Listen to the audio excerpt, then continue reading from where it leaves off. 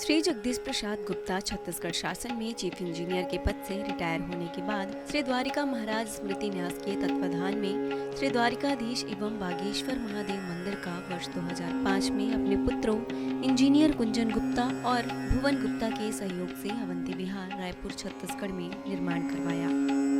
श्रीमद् भागवत कथा, राम कथा, गीता तत्व, वेदांत आदियों के तात्पर्य को व्यासपीठ से कहने के कारण इन्हें शब्दों द्वारा आचार्य श्री जगदीश भी कहा जाता है।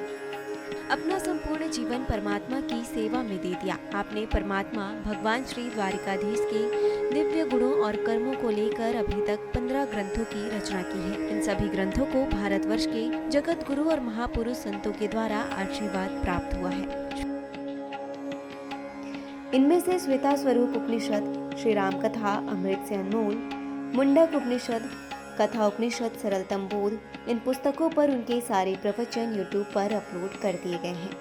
किताबों का नाम डालकर लिंक ओपन करके आप उसका आनंद उठा सकते हैं।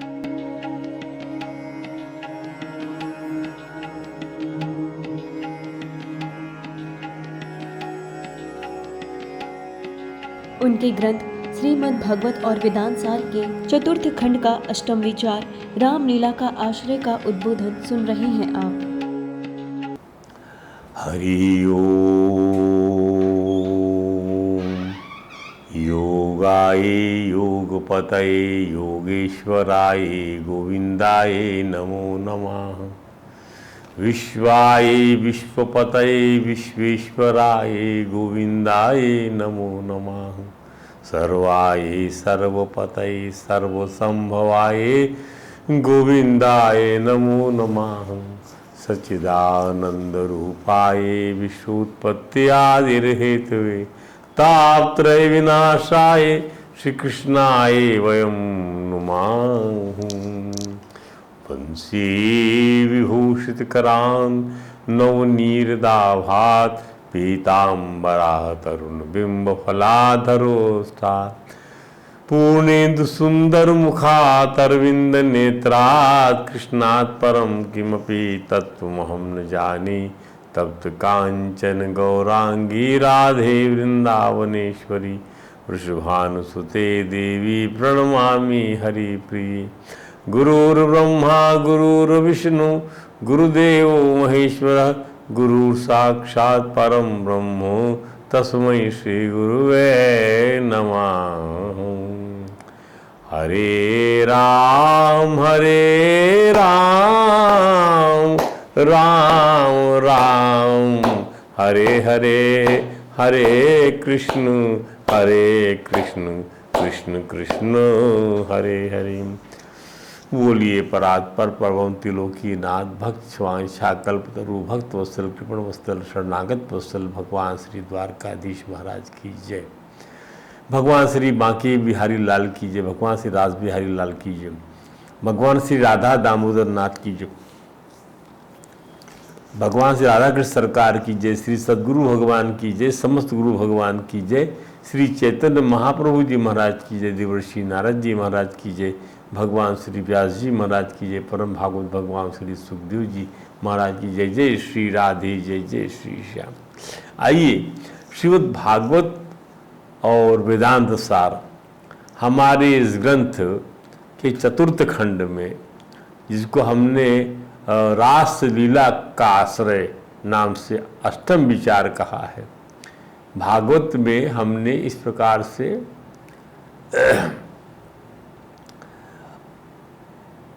9 विचार हमने प्रतिपादित किए। उस 9 विचारों से भगवान श्री कृष्ण ही हमारे आश्रय तत्व ही प्रतिपादित किया हमने।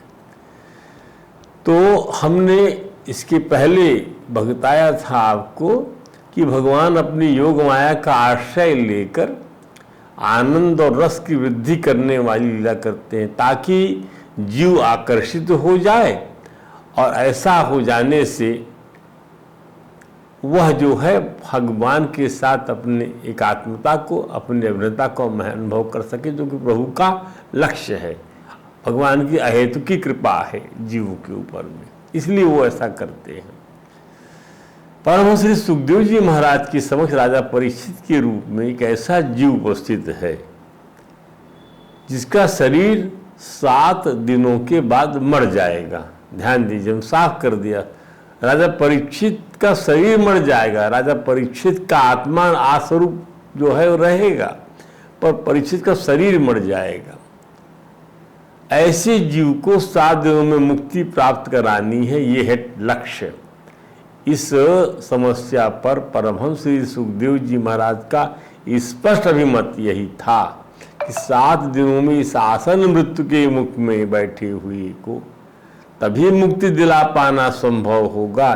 This will only be possible when, जब इस आदमी का माइंड जो है भगवान कृष्ण के अतिरिक्त और किसी बात का मनन ना करे, none other than भगवान Krishna, his mind should not meditate anything, should not consider, should not think anything। भगवान कृष्ण के अलावा कुछ और मनन न कर, तब मुक्ति हो पाएगी। क्या बड़ी बात, एक मंत्र मिल गया हमको कि यदि आपको भी जो है मुक्ति चाहिए तो आपका भी मन जो है क्षण के लिए किसी अन्य चीज का चिंतन न करे, बस बात समाप्त होती। कैसे ये होगा, क्या ये होगा, इस विषय में बाद में बात की जा सकती है। मन की ही मुक्ति होती है, इसलिए मन की मुक्ति होती, मन तो जैसे ठाकुर जी ने लगा और मुक्ति हो गई। मन लगा मतलब प्रेम हो गया भगवान से, तो प्रीति न यावदमयी वासुदेवे न आई, प्रीति न यावदमयी वासुदेवे न मुच्यते देह योगे न तावत। देह धारी होना आपका बंधन नहीं होगा। You will get the embodiment form, embodiment form सर्ग विसर्ग तक पाते रहेंगे आप, कल्प कल्पांतर तक मिलता रहेगा, आप मुक्ति नहीं होगी। मुक्ति किसकी होती है? मन की मुक्ति होती है। अब हम इसको भगवत गीता से इस सत्य को समझा देते हैं आपको। भगवान कहते हैं, राधा श्री कृष्ण भगवान कि ममैवांसो जीवलोके, मम एवंसो जीवलोके जीवभूता सनातना।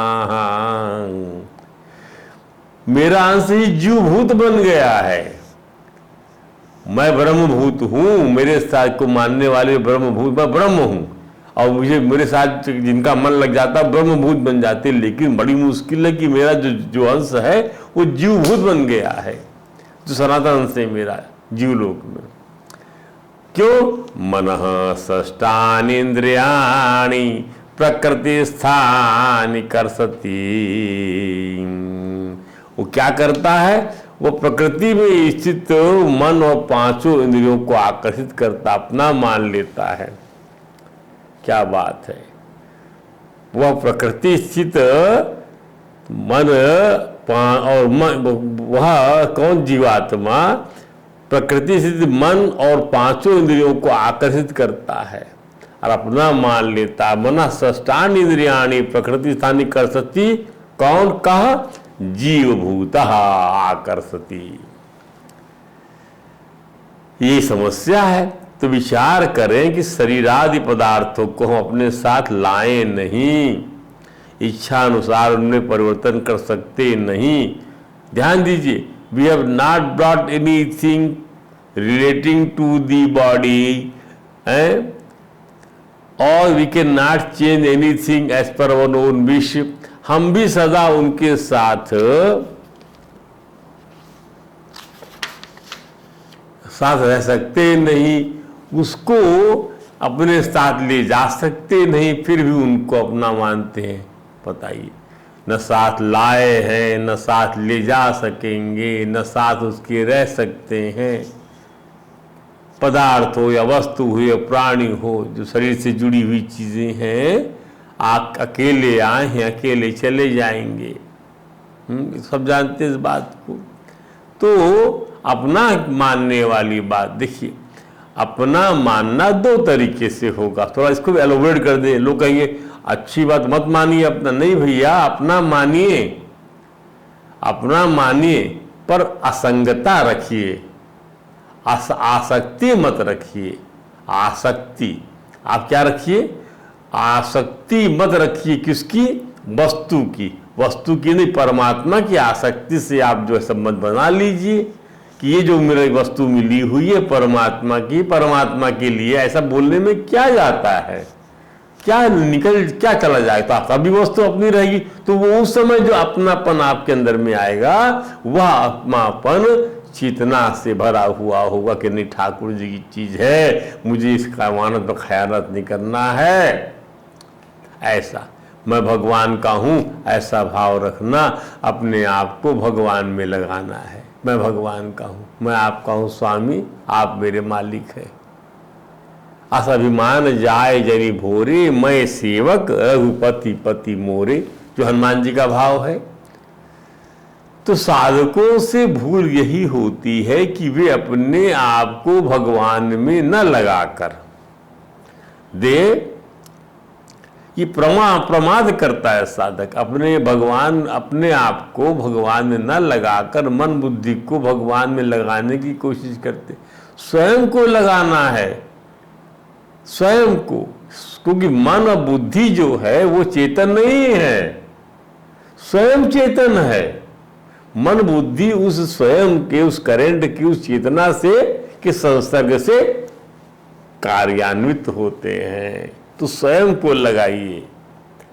फिर समझाते स्वयं कैसे बनेगा। मान लीजिए मन आपका सोचा बड़ी अच्छी चीज है, उसको ले लें, बुद्धि कहेगी कैसे ले लोगे, पैसा नहीं है।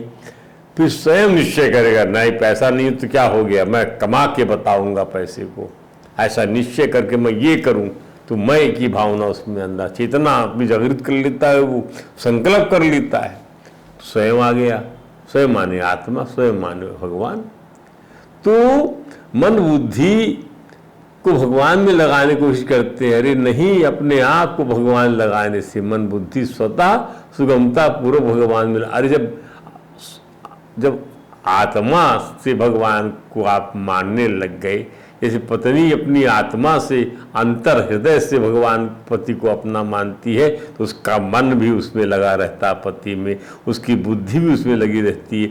ना केवल पति में, उसकी समस्त वस्तुओं के अंदर में वो उसका ध्यान जाता है कि ये खाए हैं कि पिए हैं कि नहीं पिए, घर को देखना समझ, इसको हम रोज देखते हैं, फिर भी हम इसको भगवान के साथ में जोड़ नहीं पाते, इस घटनाक्रम को, इस परिप्रेक्ष्य को, इस दर्शन को।